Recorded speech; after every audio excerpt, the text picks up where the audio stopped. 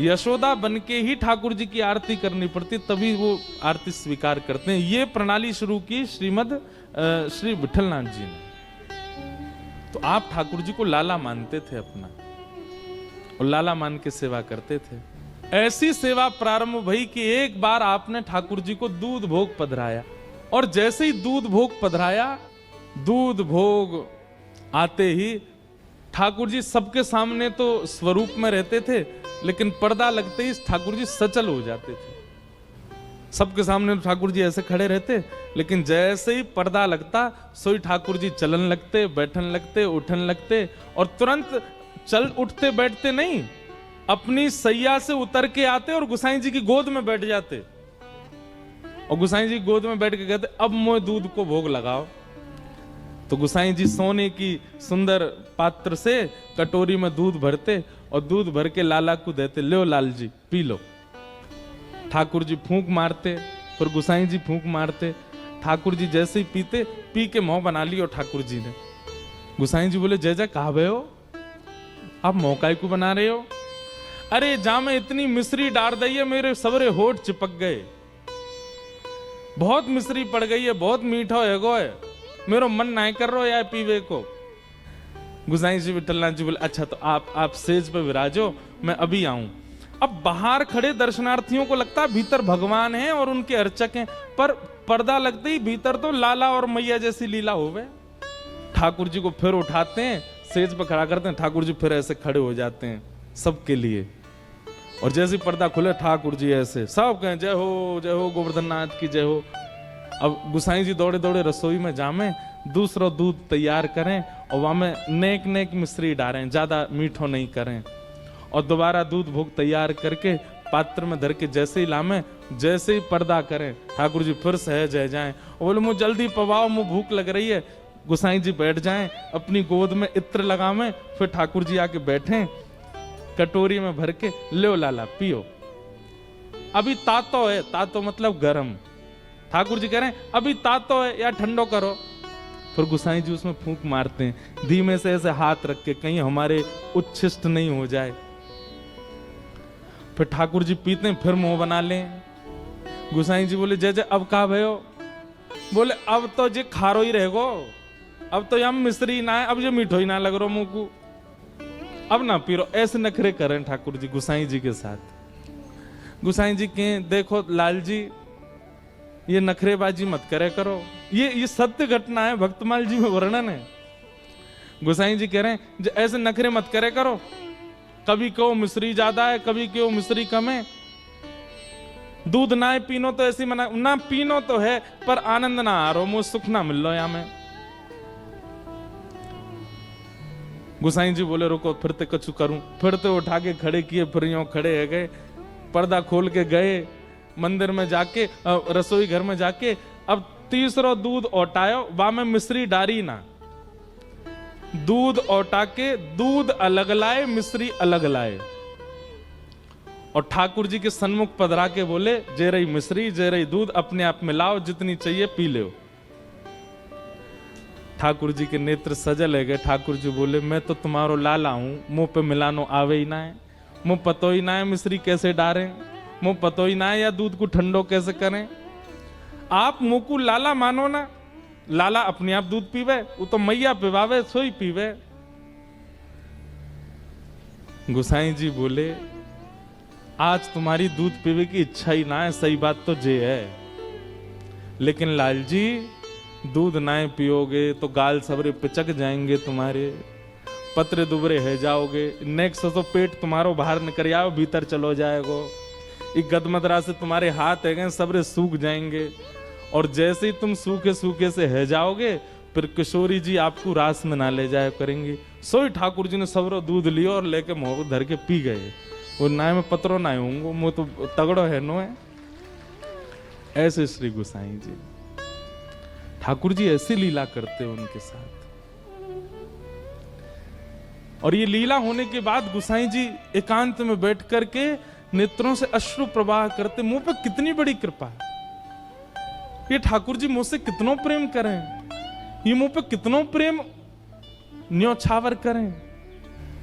एक दिन गुसाई जी ठाकुर जी जैसे विराजते हैं ना, तो जहां विराजते हैं वहां पीछे जैसे हमने मसनद लगाई है, ऐसे ही ठाकुर जी की कमर पे टेक के लिए गोसाई जी ने एक गद्दी बनवाई, और गद्दी बनवाई, यहां मसनद लगाई, यहां मसनद लगाई।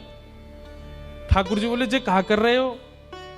गोसाई जी बोले, जय जय आप पूरे दिन खड़े रहो, थकान है जाती होगी तो ना कैसे पीछे टेक ले ले करो, और कभी कभी अवसर मिले करे तो बगल में मसनद है, इन पर नेक पौड़ जाए करो।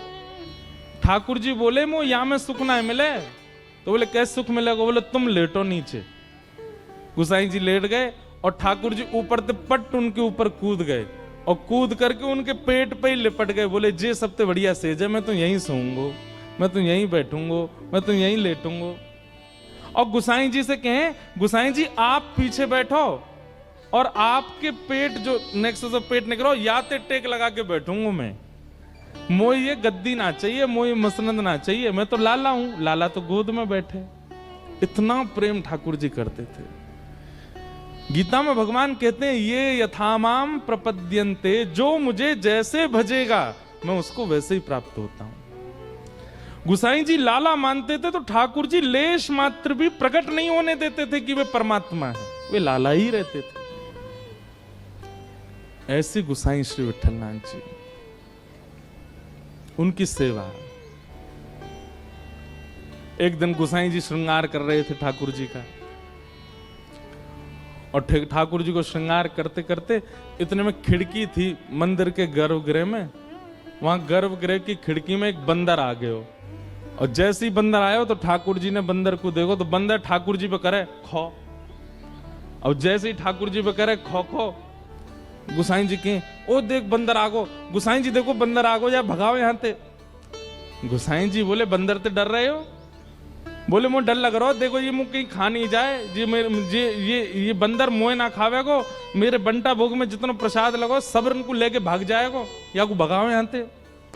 गोसाई जी ने तब तो बंदर भगा दिया, लेकिन बाद में मन में सोचने लगे ऐसे बैठे बैठे, बोले यही श्री कृष्ण है, और यही अपने त्रेता युग में राम थे, और रावण को मारवे के काजे बंदरन की सेना लेके गए। जिन बंदरन ने राम रावण युद्ध में इतनो पराक्रम करके ठाकुर जी को विजयी करवायो, आज उन्हीं बंदरन ते इतनो डर रहे हैं। मन में ऐसे विचार करने लगे। ठाकुर जी तो सबके मन की जाने। ठाकुर जी तुरंत उतर के नीचे आए और आकर के बोले, गोसाई जी कहा सोच रहे हो मन में? मन में आप यूं सोच रहे हो कि मैं बंदरन ते काय को डर रहा हूं? अरे मैं बिल्ली ते डरूं, मैं बंदर ते डरूं। क्यों? क्योंकि आप मोए लाला मानो, और आपके मन में ये भावना आ रही है कि मैं डर का ही को रहूं। लाला की भावना मत रखो, फिर परमात्मा की भावना रखो मेरे प्रति।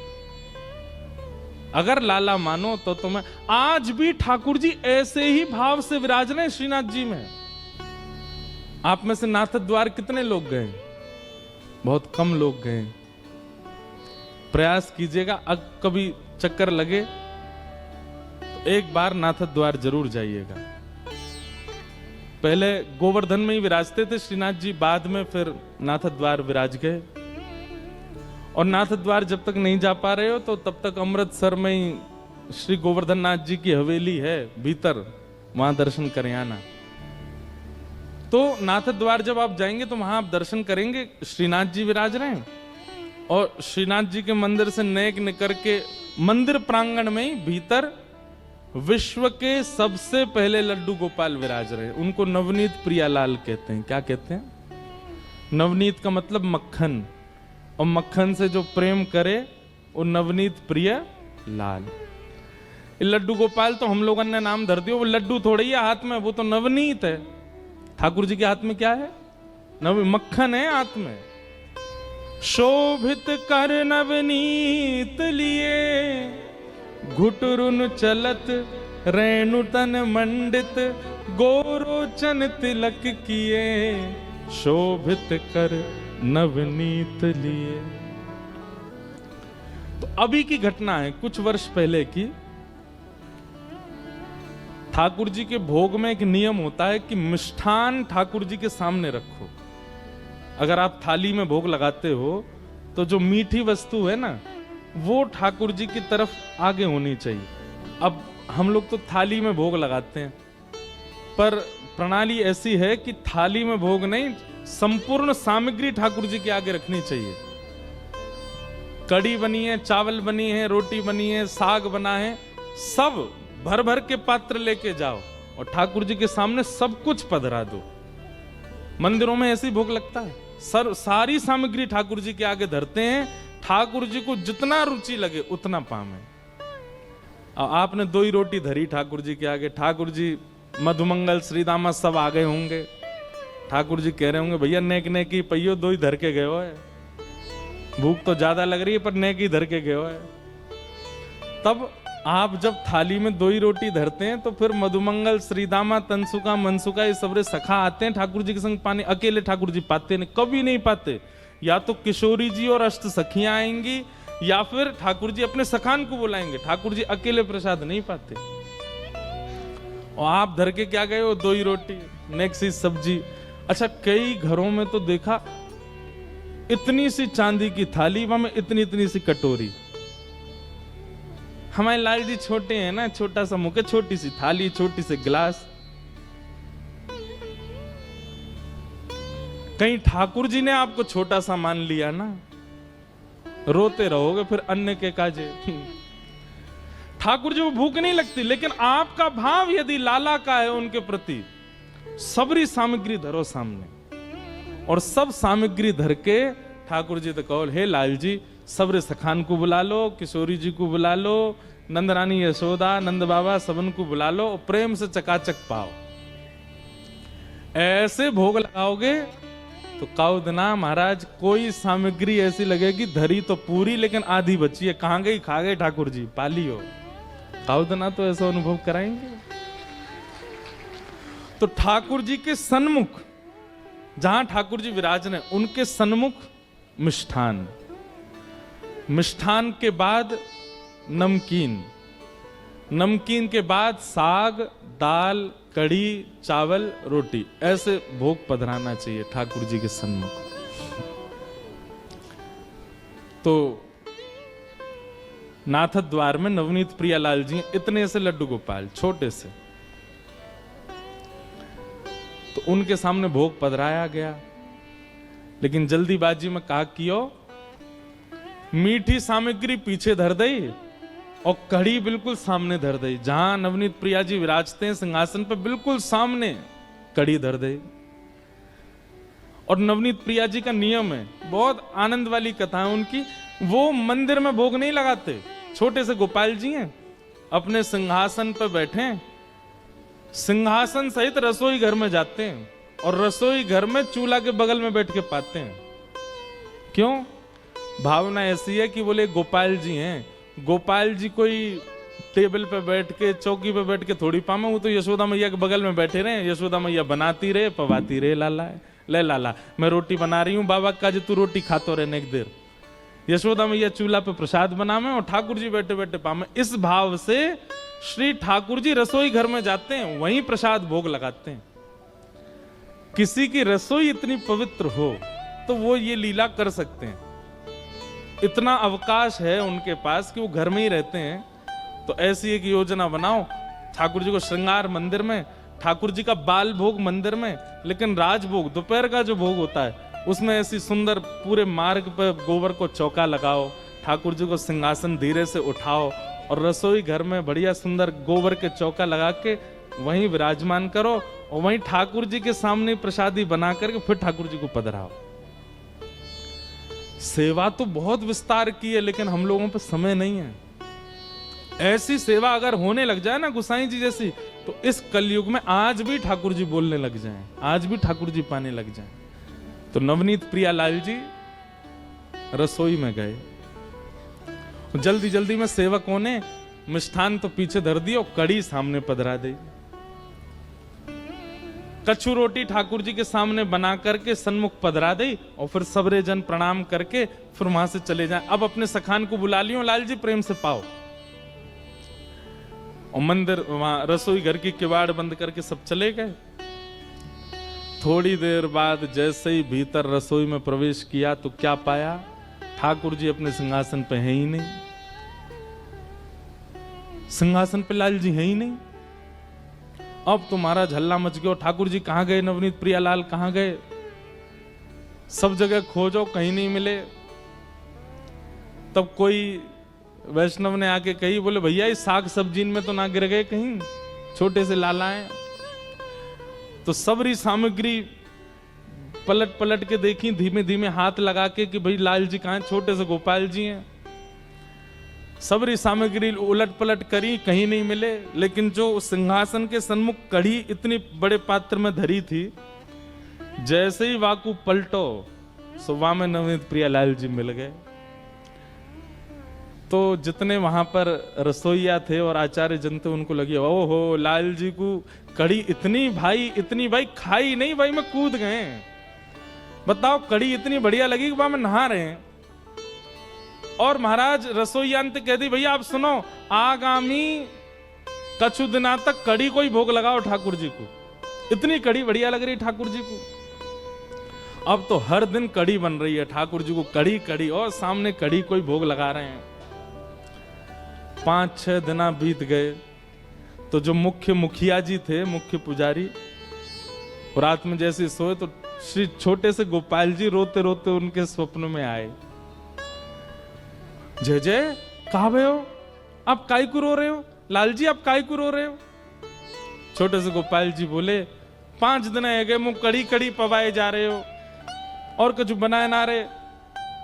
तो गुसाई जी बोले, मुखिया जी बोले, जय जय वादना आप कूद गए कड़ी में, तो हमें लगी कड़ी बहुत बढ़िया लगे, हमारे कड़ी को भोग लगा रहे। ठाकुर जी बोले, अरे कड़ी बढ़िया लगे या हमारे ना कूदो, तो वो तुमने खीर दूर धर दी, मैं तो वह ले जा रहा हूं, सो कड़ी बीच में आ गई। भाई मैं गिर गो, मैं तो खीर पावे जा रहा हूं, कहा करूं, इतनी बड़ी कुआ जैसी कड़ी वहां में गिर गो मैं तो। मुखिया जी के नेत्र सजल हो गए, रात्रि में ही ठाकुर जी को प्रणाम किया, जय जय क्षमा कर दो। ऐसी लीला ठाकुर जी, ये लीला का विस्तार किसने किया? श्री गोसाई विठलनाथ जी। थोड़ा विस्तार तो बंधुओं करो। आप पति के लिए समय निकालते हैं, बच्चों के लिए समय निकालते हैं, प्रेमियों के लिए समय निकालते हैं, ठाकुर जी के लिए भी समय निकालो। नेक विस्तार तो उत्सव को, सेवा को करो, तभी ठाकुर जी अनुभव कराएंगे अपना। एक लीला और होती है, ठाकुर जी को शयन के समय नेत्रों पे काजल लगाते हैं। यहां धीमे धीमे काजल लगाओ और उंगली से लगाना, कोई सामग्री से नहीं। छोटे से ठाकुर जी हैं तो नेक नेक बिंदी धरा दो यहां रात्रि में शयन के समय। और सुबह जब मंगला करवे जाओ तो फिर वो जैसे सुबह सुबह लाल जी उठे हैं, उठ करके क्या करते हैं, ठाकुर जी ऐसे मीड़ते हैं अपनी आंख, तो वो काजल जो यहाँ 2-2 बिंदी धरी है ना, सुबह जब मंगला करो तो उनको ऐसे नेत्रन के ऊपर ऐसे ऐसे गोल गोल घुमा दो। तो उस भाव से आरती करनी है कि लाला ने उठ के अपनी आंख मीड़ ली है, सो ऐसे जगन्नाथ बन गए, गोल गोल आंख कारी पड़ गई है। आज भी नवनीत प्रिया जी का आप दर्शन करने जाओगे तो श्री लाल जी के नेत्र दिखाई ही नहीं देते। मैंने मुखिया जी से पूछा, मैंने मुखिया जी एक बात बताओ, ये लाला के नेत्र का क्यों ना दिखाई दें? बोले अरे रात में काजर लगाए और सुबह उठ के लाला ने आंख मीड़ ली, सबरी आंख दुबक गई ठाकुर जी की, या हमारे कारी कारी आंख है गई हैं। ये सब लीला विस्तार करी हैं श्री गोसाई जी। आपका मुख्य भाव यही है कि ठाकुर जी से संबंध बना के सेवा करो, उनको भगवान मान के नहीं। सब लोग बिल्कुल सावधानी से सुनो। उनको प्रति भगवान की भावना तो रखनी है, उसमें किस प्रकार से भावना रखनी है कि स्वच्छता के रूप में, पवित्रता के रूप में, इन सब भाव में तो भगवान की भावना रखनी है। पर जब सेवा करें तो फिर लाल जी की भावना से करनी है। मैया हल्ला मत करो, हमने वो पानी नहीं पियो, आप सब डकोस रहे हो। अच्छा, गोसाई जी का एक नियम था, वो नित्य दीक्षा देते थे। उनका दीक्षा देने के पीछे अभिप्राय ये नहीं था कि मैं शिष्य बनाऊं, भाव ऐसी थी कि गोसाई श्री विठलनाथ जी जैसे ही गुरु मंत्र देते थे, जिसको गुरु मंत्र मिलता था, गुरु मंत्र मिलते ही उसके नेत्र बंद हो जाते और उसको ठाकुर जी के प्रत्यक्ष दर्शन होने लगते थे। तो उनकी भावना ऐसी थी कि मैं नित्य एक वैष्णव को तो ठाकुर जी के चरणों से जोड़ूं, उसके बाद ही जलपान करते थे, कुछ खाते थे। इसके पीछे उनकी भावना ऐसी नहीं थी बहुत चेला बनाने हमको, नित्य ब्रह्म संबंध करते थे। इसलिए गोसाई श्री विठलनाथ जी के बहुत शिष्य हैं। रत्नावती जी का चरित्र हम सुन रहे थे, वो भी गोसाई जी की शिष्या थी। रसखान गोसाई जी के शिष्य, गोसाई विठलनाथ जी के शिष्य। और ताज बेगम का चरित्र हमने एक दो बार कहा है। आज किसी ने मुझे लिख के भी दिया, एक महाराज उनका पद गा दीजिएगा ताज बेगम का। अकबर की पत्नी थी ताज बेगम। उसने जब से ठाकुर जी को देखा, वो तो ऐसी बीमार पड़ने लगी कि सब वैद्यों ने आकर के उसका उपचार किया, लेकिन वो ठीक नहीं हुई। तब अंत में अकबर ने कहा, बेगम आपको ऐसा कौन सा रोग हुआ, किसी वैद्य से आप ठीक नहीं हो रही हो? बोले आप समझोगे नहीं। बोले नहीं बताओ।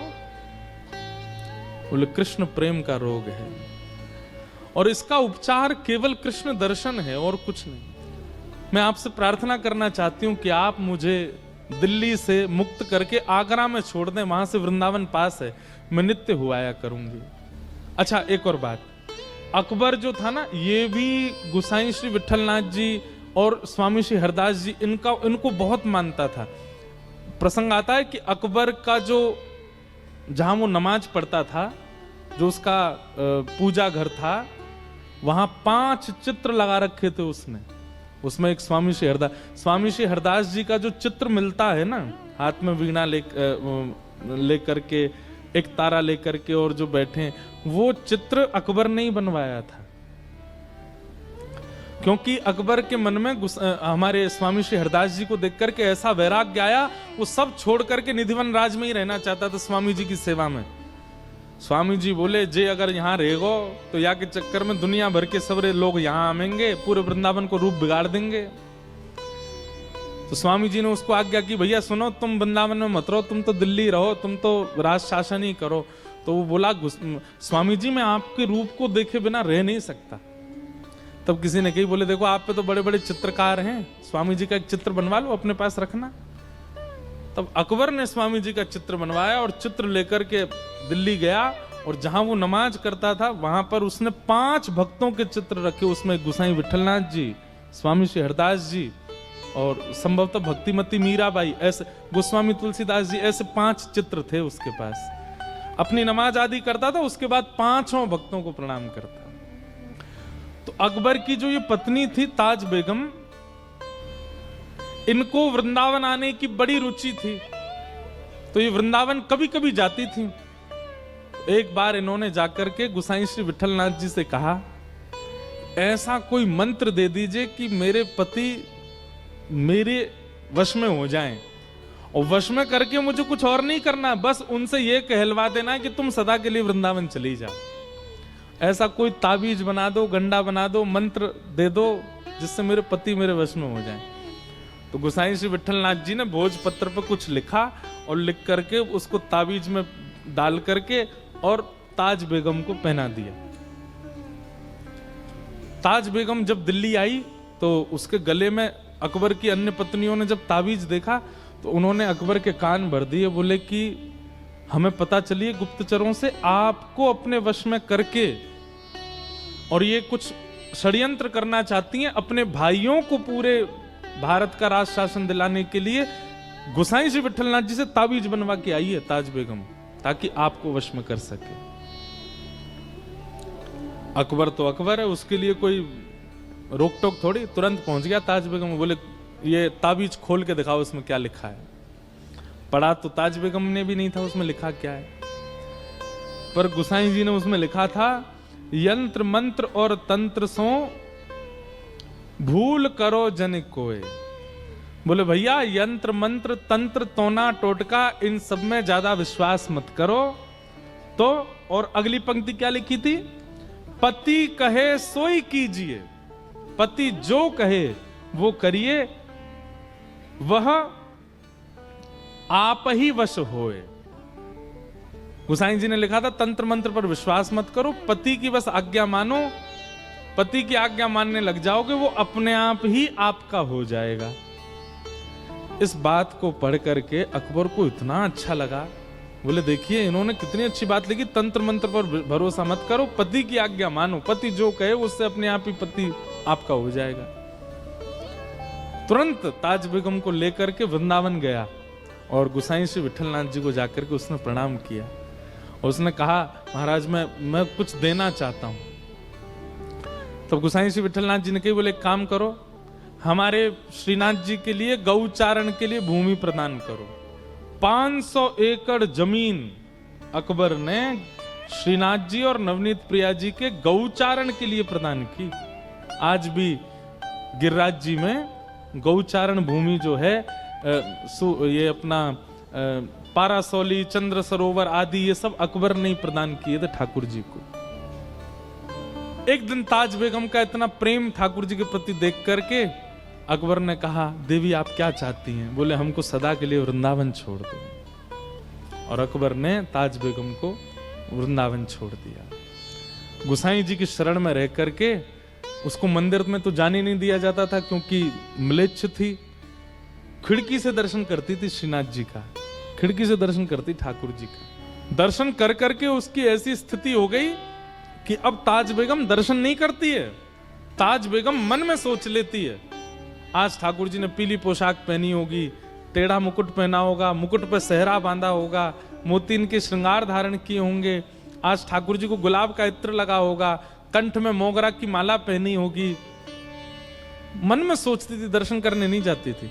और जो दर्शन करके आते उनसे पूछती आज ठाकुर जी कैसे श्रृंगार में जरा बताना, तो कहते आज ठाकुर जी ने पीली पीतांबरी पहनी है, पाग पे सेहरा पहना है, मोती की लड़ धारण करी है, गले में मोगरा की माला पहनी। और ये सुनकर के ताज बेगम नाचने लगती थी। क्यों? अब उसको मंदिर जाने की आवश्यकता नहीं है, वो अपनी कुटिया में बैठे बैठे चिंतन करती और ठाकुर जी वैसे ही श्रृंगार में होते हैं गोसाई श्री विठलनाथ जी की। तो इसलिए वो ब्रह्म संबंध देते थे, रोज दीक्षा देते थे। क्यों? उनके दीक्षा देते ही जो वैष्णव दीक्षा लेता था उसको तुरंत ठाकुर जी का दर्शन अनुभव होने लग जाता था। और नियम बना लिया कि जब तक दीक्षा एक वैष्णव नहीं बनाऊंगा तब तक जलपान नहीं करूंगा। तो एक बार क्या हुआ, आज पता नहीं क्या ऐसा योग था, बहुत गर्मी पड़ रही थी, लोग बाग घरों से निकले ही नहीं, कोई गोसाई जी के पास आया नहीं। मध्याह्न का समय हो गया, गोसाई जी भूखे बैठे।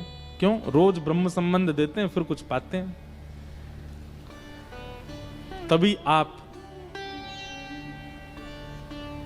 गोविंद कुंड है गिरिराज जी में, वहां जाकर के बैठ गए और गोविंद कुंड में 2 हंस घूम रहे थे। आपने मन में विचार किया आज तक मानवों को ठाकुर जी का दर्शन कराया है ब्रह्म संबंध देके, इन जीवों का भी तो अधिकार है। और आपने उन 2 हंस हंसनी के जोड़े के कान में अष्टाक्षर मंत्र देके उनको कंठी माला पहना दी। और जैसे ही कंठी माला धारण कराई दोनों के चतुर्भुज रूप हो गए और दोनों का ही निकुंज में प्रवेश हो गया, ठाकुर जी की प्राप्ति हो गई। ऐसे गोसाई श्री विठलनाथ जी, ठाकुर जी से उनका ऐसा संबंध है। इनके जीवन में भी एक परीक्षा हुई थी। कृष्णदास अधिकारी जी थे, उनसे इनकी किसी बात पर अनबन हो गई और श्री कृष्णदास अधिकारी जी ने इनके जो दूसरे भाई थे गोपीनाथ जी, उनका भगवत धाम गमन हो गया था। उनकी पत्नी थी और उनका एक बेटा था, बेटे का नाम पुरुषोत्तम था। इन्होंने पूरे गोवर्धन के वैष्णवों को इकट्ठा किया और इकट्ठा करके कहा भैया देखो, महाप्रभु जी के दूसरे पुत्र श्री गोपीनाथ जी जो कि भगवत धाम गमन हो गया, उन पर थोड़ी दया आनी चाहिए कि नहीं। ये पूरी सेवा श्रीनाथ जी की गोसाई जी करते हैं, उनका बेटा बेचारा वो सेवा में नहीं जा पाता है। आप सब लोगों को आवाज उठानी चाहिए और गोपीनाथ जी की पत्नी और उनके बेटे को ठाकुर जी की सेवा का अधिकार मिलना चाहिए। तो कई लोगों ने इस बात का समर्थन किया और समर्थन के भाव से गोसाई श्री विठलनाथ जी को ठाकुर जी से कुछ समय के लिए दूर कर दिया। गोपीनाथ जी के पुत्र श्री पुरुषोत्तम जी सेवा करने लगे श्रीनाथ जी की।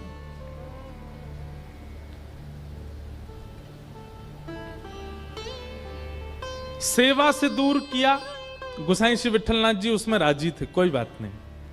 लेकिन कृष्णदास अधिकारी जी ने यह नियम बना दिया कि आप मंदिर ही नहीं आओगे, ठाकुर जी का दर्शन भी नहीं करोगे। अच्छा, ये सब लीला श्रीनाथ जी ने ही प्रकट की थी। हमने एक बात कही ना, ठाकुर जी सीधो सीधो तो कछु चलन देंगे ही नहीं, कछु ना कछु परीक्षा तो सबकी कराते ही कराते हैं। ठाकुर जी पूरे विश्व को बताना चाहते हैं कि गोसाई जी का प्रेम कैसा है, इसलिए वियोग का ये एक नाट्य किया गया। और कृष्णदास जी ने ठाकुर जी से गोसाई श्री विठलनाथ जी को दूर कर दी। गोसाई श्री विठलनाथ जी गोवर्धन से थोड़ी दूर पारासौली में रहने लगे और आप नित्य अपनी कुटिया से निकल के आते और श्री गिरिराज पर्वत पर श्रीनाथ जी की जो ध्वजा थी उसी का ही दर्शन करते और दर्शन करके विरह व्याकुल होकर के वहीं बैठे रहते। बहुत सुंदर लीला है, ध्यान से सुनना। किते दिन वे जुगे बिन देखे, किते दिन वे जुगे बिन देखे, किते दिन वे जुगे बिन देखे, किते दिन वे जुगे बिन देखे। श्री कुम्मनदास जी का ये पद है। कुम्मनदास जी गाते हैं कब? जब ठाकुर जी को देखे बगैर 5 मिनट निकले थे बस। गुरुदेव की आज्ञा से ठाकुर जी से थोड़ा दूर जाना पड़ा कुम्मनदास जी को। केवल 5 मिनट निकले थे ठाकुर जी को देखे बगैर और श्री कुम्मनदास जी इस पद को गाने लगे। किते दिन वे जुगे बिन देखे, किते दिन वे जुगे। हम लोगों को महीना महीना निकल जाता ठाकुर जी को देखे बगैर, हम रह लेते हैं। लेकिन कुम्मनदास जी को 5 मिनट दूर किया गया ठाकुर जी से और कुम्मनदास जी रोते रोते गाने लगे, कितने दिन हो गए ठाकुर जी को देखे बगैर। किनको देखे बगैर? तरुण किशोर रसिक नंद नंदन, तरुण किशोर रसिक नंद नंदन, कछुक उठत मुख रेखे, कछुक उठत मुख रेखे। इस भाव को अगर आप समझ जाओ तो आप शहंशाह हो। हम बात कह रहे हैं, इस भाव को अगर आप समझ जाओ तो आप शहंशाह हो। क्या? कछुक उठत मुख रेखे। बोले कैसे हैं ठाकुर जी? बोले तरुण किशोर, युवा हैं, छोटे से 7-8 वर्ष के हैं ठाकुर जी। तरुण किशोर रसिक नंद नंदन, नंद नंदन कैसे? बोले तरुण किशोर हैं। कछुक उठत मुख रेखे, 8-9 वर्ष का बालक जो होता है उसके दाढ़ी मूछ नहीं आती, पर अगर आप उसको बहुत पास से देखेंगे ना तो स्वर्ण कलर, जैसे स्वर्ण का रंग होता है ना, उस रंग के कुछ उसके थोड़े केश निकल आते हैं मुखमंडल पर। वो दिखाई नहीं देते। कोई बहुत प्रकाश करके देखो, तिरछी आड़ी लाइट करके देखो, तब जाकर के वो थोड़े वो केश के अंग दिखाई देते हैं। कुम्मनदास जी कह रहे हैं, बोले नंद नंदन को देखे बगैर और उनके मुखमंडल पर प्रकट जो वो छोटे श्वेत वर्ण के जो केश हैं वो देखे बगैर, कछुक उठत मुख रेखे। दाढ़ी मूछ नहीं आती ठाकुर जी को, पर वो रेखाओं का दर्शन भी कुम्मनदास जी को हो जाता है। कितनी बड़ी दर्शन की भाव हमको होते हैं। हमें तो कछु ना है वो है, हम तो बस सुन वेले में ही सीमित हैं। वह शोभा वह कांति वदन की, वह शोभा वह कांति वदन की। कैसी लगती है? ऐसा मन करता है कि कोटिक चंद विशेखे, कोटिक चंद अभिषेक है। करोड़ों चंद्रमाओं को मुट्ठी में लेकर के ठाकुर जी पर वार दूं, इतने सुंदर लगते हैं। किते दिन वे जुगे बिन देखे, किते दिन वे जुगे बिन देखे। तो गोसाई श्री विठलनाथ जी ठाकुर जी से दूर कर दिए। गोसाई जी दूर से ही ठाकुर जी की ध्वजा का दर्शन करते हैं। लेकिन ऐसा नहीं है कि विरह केवल भक्त को होता है, विरह ठाकुर जी को भी होता है। बात केवल इतनी है कि भक्त अपना विरह गा के सुना देता है, ठाकुर जी कैसे सुनाए? परंतु एकमात्र श्री गोसाई विठलनाथ जी हैं जिनके लिए ठाकुर जी ने अपना विरह प्रकट कर दिया। कैसे? श्रीनाथ जी में आज भी 100 पान का भोग रोज लगता है ठाकुर जी को। कितने पान? 100 बीड़ा पाते हैं ठाकुर जी। कभी आप श्रीनाथ जी जाएंगे तो श्रीनाथ जी तो अभी 500 300 350 400 साल पहले चले गए नाथ द्वार। उससे पहले तो वृंदावन में ही सब लीला करते थे। आज भी आप देखोगे राजभोग के बाद मुखिया जी आएंगे और पान की बीड़ा ठाकुर जी से मुख से छुपाएंगे और फिर रखें। कभी अगर प्रसादी में ठाकुर जी की बीड़ा मिलती है, एक बार को अन्य प्रसाद मिले तो सब में बांट दियो, पर बीड़ा मत बांटियो, बीड़ा तो स्वयं पहियो। क्योंकि बीड़ा, बीड़ा समझते हैं ना, पान भोग। एकमात्र बीड़ा भोग ऐसा है जो ठाकुर जी के अधर से छुपाया जाता है। बाकी की सब सामग्री सामने रखी जाती है, पर बीड़ा तो ठाकुर जी के अधर से स्पर्श कराया जाता है। और बीड़ा भोग ज्यादातर किशोरी जी का बीड़ा भोग ठाकुर जी पाते हैं और ठाकुर जी का बीड़ा भोग किशोरी जी पाती हैं, क्योंकि अधर स्पर्श होता है उसमें। तो श्रीनाथ जी को 100 पान का भोग लगता था। बहुत ध्यान से सुनना। तो एक रामदास भीतरिया करके सेवा करते थे श्रीनाथ जी के आसपास। पोंछा लगावे की सेवा, आरती सजावे की सेवा, आदि आदि सेवा। भीतरिया 2 सेवक होते हैं, एक होते हैं भीतरिया, एक होते हैं बाहरिया। भीतरिया वो जो गर्भगृह के अंदर जा सकते हैं, बाहरिया वो जो बाहर बाहर की सेवा करते हैं। तो रामदास भीतरिया जो थे, ये गोसाई श्री विठलनाथ जी के शिष्य थे। ये जाते थे श्रीनाथ जी के मंदिर में सेवा करने, भीतर पोंछा आदि करने। तो जब ये पोंछा आदि करते थे तो श्रीनाथ जी खड़े खड़े इनको इशारा करते, ए सुन, ऐसे इशारे करते। अब ये कही आवाज कहां से आ रही है? फिर ठाकुर जी करें, अब ये ऊपर देखे ठाकुर जी को, ठाकुर जी ऐसे खड़े हैं, आसपास कोई है नहीं, भाई आवाज कौन करता है? एक बार तो घबरा गया, हुआ आ गो मंदिर में। लेकिन फिर ठाकुर जी ने इसको ऐसे बौं मटका के इशारा किया। रामदास तो अरे अरे जय जय, आप बुला रहे हैं मुकु।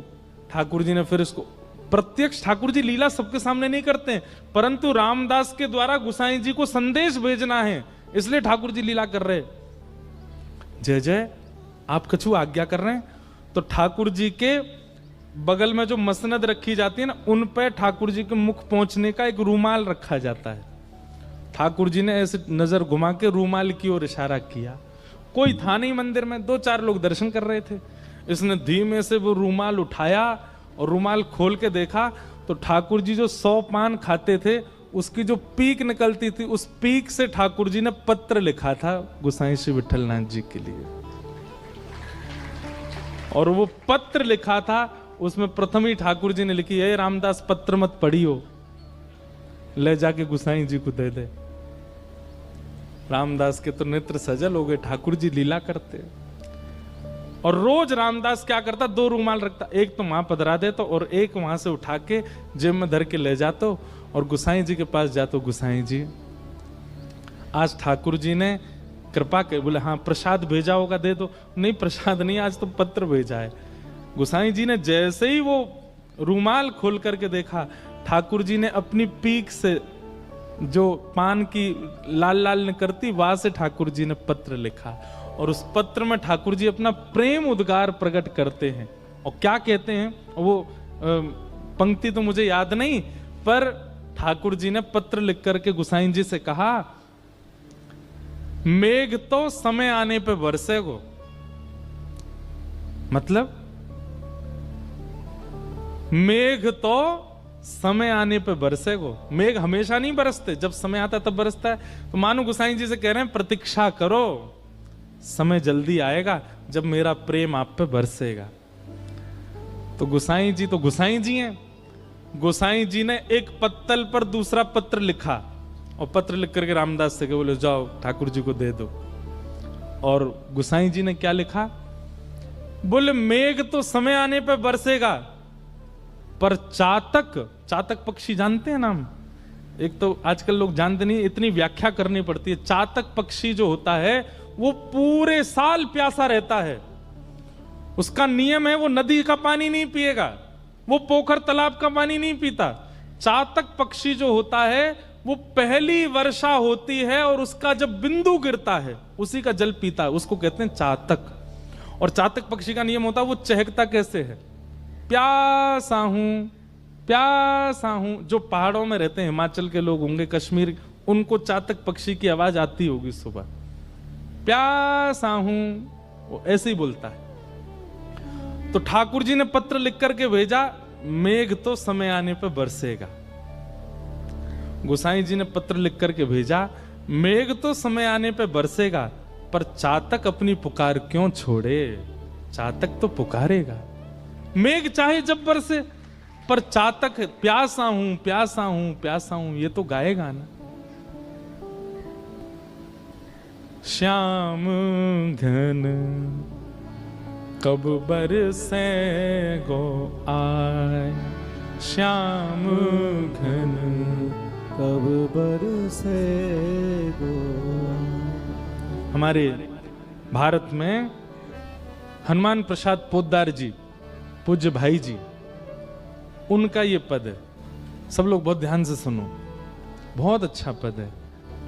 श्याम घन कब बरसे गो आए, श्याम घन कब बरसे गो आज। श्याम घन कब बरसे गो आए, श्याम घन कब बरसे गो आज। श्याम घन कब बरसे गो आए, श्याम घन कब बरसे गो आज। कब यह हृदय संताप मिटे गो, कब यह हृदय संताप मिटे गो। कब यह हृदय संताप मिटे गो, कब यह हृदय संताप मिटे गो। विरह निदाग निसाए,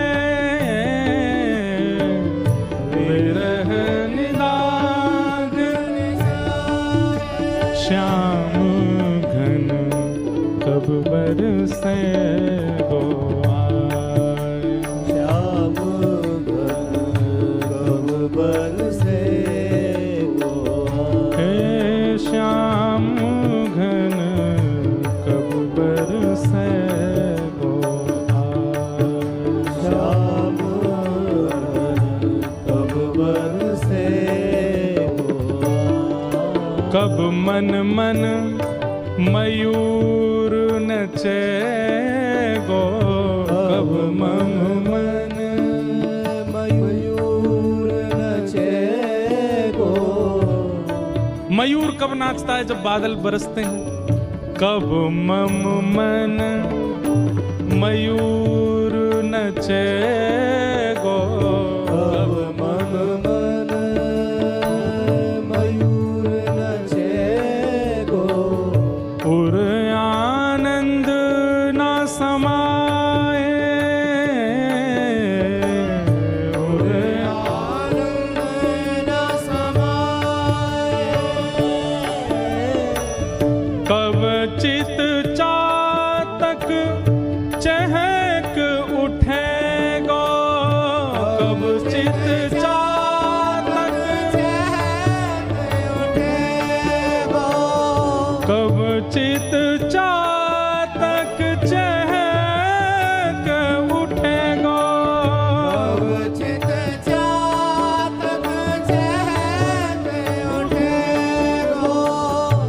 श्याम प्रेम जल पाए पाए, श्याम प्रेम जल पाए, श्याम घन कब बरसे हो आए, श्याम घन कब बरसे हो हे श्याम घन कब बरसे हो आए, श्याम घन कब बरसे हो। श्याम मिलन बिन कछु नहीं भावे, श्याम मिलन बिन कछु नहीं भावे, कछु नहीं मोहे समा, हाँ कछु नहीं मोहे सुहावे, हाँ कछु नहीं मोहे सुहावे। श्याम मिलन रस ही साचो रस, श्याम मिलन रस ही साचो रस, जीवन में रस समाए श्याम घन, जीवन में रस रस समाए श्याम घन, जीवन रस सो समाए श्याम घन, जीवन रस सो समाए श्याम घन कब बरसे हो आए, श्याम घन कब बरसे हो। हे श्याम घन कब बरसे हो ओ श्याम कब बरसे हो। ओ श्याम घन कब बरसे हो आए, श्याम घन कब बरसे और महीनों के लिए ठाकुर जी से दूर कर दिया गोसाई जी को। पर एक दिन अकबर को यह बात पता चली कि हमारे प्रिय श्री गोसाई जी को उनके ठाकुर की सेवा से दूर कर दिया कृष्णदास ने। तो अकबर ने अपनी सेना भेज करके कृष्णदास जी को कारागृह में डाल दिया। गोसाई जी को फिर से सेवा मिल गई, परंतु गोसाई जी सेवा में तो आ गए, पर उन्होंने प्रण दिया जब तक कृष्णदास मुक्त नहीं किए जाएंगे तब तक हम अन्न जल ग्रहण नहीं करेंगे। अनशन पे बैठ गए। कृष्णदास जी मुक्त हुए। कृष्णदास जी को जब ये बात पता चली कि गोसाई जी को मैंने दूर किया ठाकुर जी से, और ये ऐसे प्रेमी कि मैं कारागृह में गया तो इन्होंने अन्न जल का त्याग कर दिया। कृष्णदास जी ने बहुत प्रार्थना करके क्षमा मांगी गोसाई जी से। गोसाई जी बोले नहीं, मुझे सब पता है, ये ठाकुर जी की लीला है, इन्हें बहुत ज्यादा पास कोई रहवे लग जाए तो इनको मन करे या इन्हें दूर करो, या कि प्रेम की बथा ने पहचानो कैसो है। ये मेरे प्रेम की परीक्षा ले रहे थे, मैं जानूं ये तुम्हारे मन की इच्छा नहीं थी, ये इनकी इच्छा थी। लाला बड़ो नटखट है हमारो, ऐसे गोसाई जी की। फिर बाद में ऐसी लीला आती है कि कृष्णदास जी को इसका दंड मिला। एक भक्त को ठाकुर जी से दूर किया और दंड क्या मिला कि सुबह सुबह जल भरने के लिए कुआं में गए और पांव फिसल गए और कुआं में गिर के उनकी मृत्यु हुई। परम भागवत कृष्णदास, जिनका एक प्रसिद्ध पद में गाता हूं, मेरो मन गिरधर छवि पे अटक्यो, ये पद कृष्णदास जी का ही है। ऐसे परम भागवत की ऐसी अधोगति, कुआं में गिर के प्राण निकलना। अब तो पूरे ब्रजमंडल में हल्ला मच गो, बोले कहा कृष्णदास भूत बन गो है।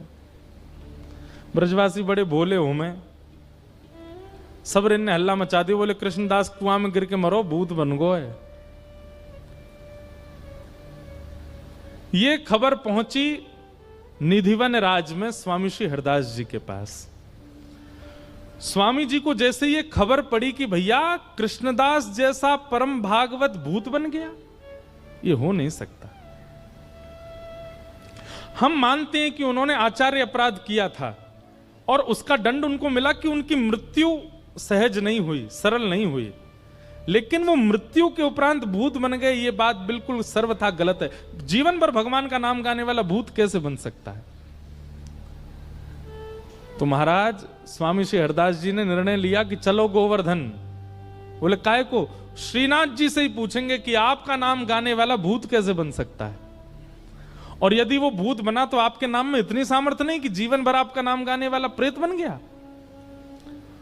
और स्वामी जी ने निर्णय जैसे लिया तो पूरा वृंदावन इकट्ठा हो गया। हितरवंश महाप्रभु, गोपाल भट्ट गोस्वामी, रूप सनातन गोस्वामी, जितने वृंदावन के आचार्य थे सब निधिवन में इकट्ठे हो गए और सब निकल पड़े गिरिराज जी।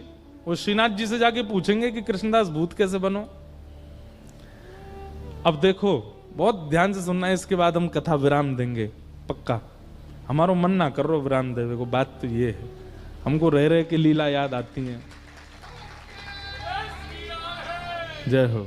अब सुनो, कल हमको बहुत याद आएगी आप लोगों की। सुनाम में भक्त तो आवेंगे खूब सारे, पर अमृतसर वाले पद पीछे पीछे गाते हैं इसलिए हमको अच्छे लगते हैं। कोई भी पद गाओ, सब साथ गाते हो आप, तो कृपा करियो एक आध दिन पहुंच जाइयो, 3 घंटा ही तो दूर हैं। हम नहीं बुला रहे, आप देखना खुद मचल के आओगे, ठाकुर जी की याद आएगी आपको। तो सुनो, जय हो। तो अब प्रत्यक्ष रूप में तो स्वामी श्री हरदास जी, हितरवंश महाप्रभु, गोपाल भट्ट गोस्वामी, रूप सनातन गोस्वामी, हरिराम व्यास जी सब अपने ब्रजवासियों की टोली लेकर के गिरिराज जी जा रहे हैं। पर निकुंज की भाव में कौन जा रहा है? स्वामी जी के रूप में ललिता जी, हरिराम व्यास जी के रूप में विशाखा जी, गोपाल भट्ट गोस्वामी जी के रूप में गुणमंजरी, रूप मंजरी, ये सारी सखियां ही तो जा रही हैं ठाकुर जी से लड़वे। अब वैष्णवों को तो दिख रहा है कि भाई ये सब आचार्य चरण जा रहे हैं, परंतु श्रीनाथ जी वहां गिरिराज जी में ऐसे खड़े थे, गुसाई जी श्रृंगार कर रहे थे। सो ठाकुर जी के हाथ कांपन लगे और ये भुजा कांपन लगी, मोह कांपन लगो। गुसाई जी बोले जय जय जय जय, कहा भयो? ठाकुर जी बोले सबरी लड़वे आ रही हैं मोते, ये ललता विशाखा रूप मंजूरी सबरी मोते लड़वे आ रही हैं। मुंह पे जो है का मुंह पे आके मेरी छाती पे खड़ी हो जाएंगी, वो गारी देंगी आके सामने। अब कलयुग में तो वो सब हितरवंश महाप्रभु, हरिराम व्यास आदि सब ये तो आचार्य हैं, पर निकुंज में तो सब सखियां हैं। गुसाई जी तुम एक काम करो, बोले कहा इन सबन को राधा कुंड पे ही रोक दो। अगर जी गिरिराज जी आ गए जो मुंह को बहुत गारी देंगी समन सामने आके, और मैं डर जाऊंगा, मैं तो लाला हूं यहां पे।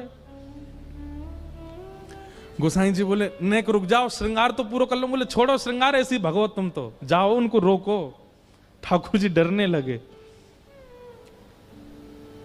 गोसाई जी माला लेकर के, उपरना लेकर के, कई सारे वैष्णवों को लेकर के राधा कुंड में ही रुक गए, पहुंच गए। और वृंदावन से आते हैं, राधा कुंड पहले पड़ता है, राधा कुंड में ही सबरी समाज रोक करके सबको माला पहना, पटका उड़ा और सबको स्वागत करो, सम्मान को वहीं बैठा दिए सबरे। लाइए लाइए लाइए भोग प्रसाद पवाओ। स्वामी श्री हरदास जी तिरछी तिरछी नजर से देख रहे हैं। बोले हम गिरिराज जी पहुंचने भी नहीं दिए, राधा कुंड में ही रोक दिए। गुसाई जी सबको प्रणाम कर रहे थे। स्वामी श्री हरदास जी ने उनका कंधे पे हाथ रखा, बोले सुनो इधर आओ। इतनो डर गो लाला कि पजम्मा भी याद हुई पहना के आए हो, पूरा पहनायो ना है, धीमे धीमे खिसक रहो नीचे। गुसाई जी के नेत्र सजल हो गए। बोले आप वृंदावन से आ रहे हैं, आपको कैसे पता कि ठाकुर जी का श्रृंगार अधूरा है? बोले जाने ना है, निकुंज की सखी हैं, हम ललिता हैं। वो तो जीवन पे कृपा करवे स्वामी जी के रूप में आई हैं, पर हैं तो ललिता। और सुनो, हाँ भाई कोई प्रसाद नहीं पावेगा राधा कुंड में, अब तो वही की छाती बैठ के पावेंगे, चलो वहीं गिरिराज जी। गोसाई जी बोले जय जय, लाला छोटो सो डर जाएगा। बोले कोई डर, कृष्णदास भूत कैसे बनो ये बता। और महाराज गिरिराज पर्वत पे सब चढ़ गए। श्रीनाथ जी का मंदिर ऊपर है ना, आज भी जतिपुरा में देखोगे आप, ऊपर ही मंदिर है। ऊपर चढ़ने का सबको अधिकार नहीं है, केवल ब्रज के लोग ही चढ़ सकते हैं। चढ़ गए ऊपर। और जैसे ही पहुंचे महाराज, ठाकुर जी के पसीना पसीना मुखमंडल पे। गुसाई जी तो घबराए, मेरो लाला 1200, मेरो लाला छोटो सो, सबरी सखी लड़वे आ गई।